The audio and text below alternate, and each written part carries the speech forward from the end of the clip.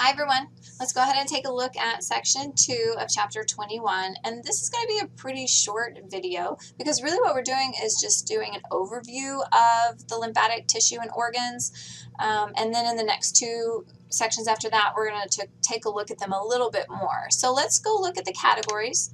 This is what we looked at last time. We looked at lymph vessels, we looked at lymph flow and all of that good stuff. And now this is what we're going to do in the next couple of sections and videos, is looking at the structures, the lymphatic tissues and organs.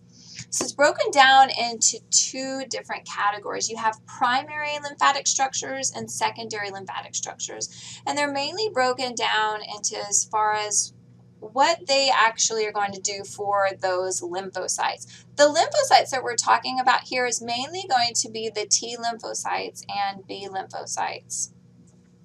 We'll take a look at the other cells that are going to be involved in the immune system later on once we get into the actual immune system chapter. But let's just focus on those T lymphocytes and B lymphocytes as far as the differences between primary and secondary lymphatic structures.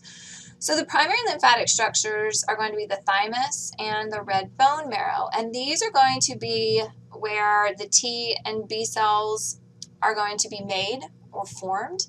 And it's also going to be where they are going to mature as well.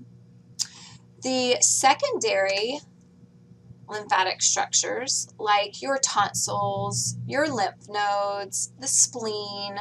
You also have diffuse lymphatic tissue, lymph nodules, MALT, which is mucosa-associated lymphatic tissue, all of that good stuff. What these are, this is not where the T cells and B cells are going to be formed or mature, but this is where they're going to go after they are mature, and they're going to hang out in these secondary lymphatic structures. This is where they're going to be housed.